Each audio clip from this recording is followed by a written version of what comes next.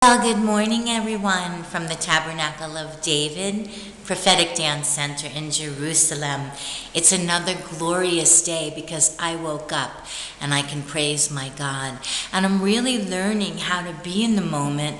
And as Psalm 100 says, enter his courts with thanksgiving and with praise. And I believe that thanksgiving and praise is truly the gateway to joy in our Lord, which is promised to us, supernatural joy. I truly want to encourage you today to strive to be the one-of-a-kind you that you are. Sometimes in the body of Messiah, we watch videos, we go to church, we hear messages, whoever it is that we're listening to, sometimes excuse me, we feel as if we're supposed to be like so-and-so. Now, it's okay to admire and to be inspired by someone, absolutely, but not to want to be like them. God says, you're so precious. If it was just you, I would have come and died and laid down my life for you. So God is cheering you on and the great cloud of witnesses into the unique one-of-a-kind person that you were created to be. Exclamation point. I want to encourage you to acknowledge your one-of-a-kind heart. You know, this past year has been so expeditious. How can I say? It's been accelerated for me. I just signed the lease from the second year of my prophetic dance center, Tabernacle of David in Jerusalem. And I have grown so much by leaps and bounds, no pun intended, this past year. And I've had space, literally physical space around me to grieve things in my life that maybe I've never grieved. And it's been an incredibly awesome year in that regard. And I've talked about how I've had to make very painful, excruciating decisions, all in the end really standing for the Lord, digging my heels in and not compromising on the convictions that God has put within my heart. And he's allowed me to see the fruit of those healthy decisions that I made. And I always say that as I make healthy decisions, I become healthier, cause and effect. So it's really important that we acknowledge our hearts. And I want to use this example, which was so solidified within me many years ago.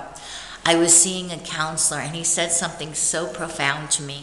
I was talking about my life and suddenly he just stopped and he said, I'm so sorry.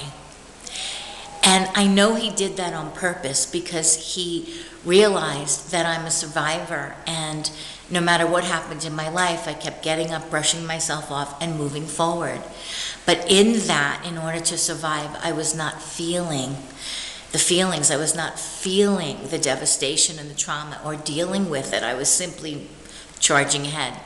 And so he said that, and it stayed with me in my memory. He wanted me to stop and acknowledge the horrible things that had happened so that I could feel the pain, acknowledge the pain, get healed from the pain with God, and move on and truly be free.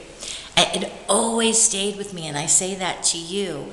I'm so sorry, friend, for the devastation and trauma that you have suffered in your life. And I want to strongly admonish you to stop and acknowledge what you have been through. You matter to God. And I think because the church is made up of fallen men and women, I think the church in many ways has failed in that many churches do not embrace the human heart. And we are not a human by accident. God intended us to be beautifully human, perfectly imperfect. And in order to be whole, we must feel our feelings. We must, and we invite God into that. In fact, Jesus, Yeshua, salvation, invites us into his heart every day, which is really profound if you think about it.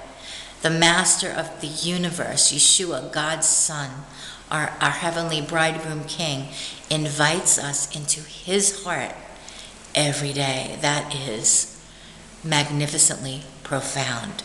There's nothing more profound. So let's stop today and acknowledge our hearts.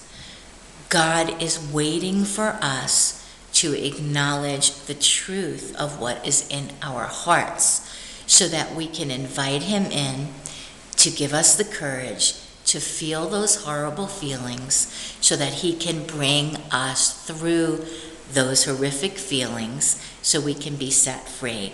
And when we move forward, we truly, completely are whole in moving forward. So God bless you today from the city of the great King. And I'm praying for you, friend. Shalom and lehitraot, peace, and see you later.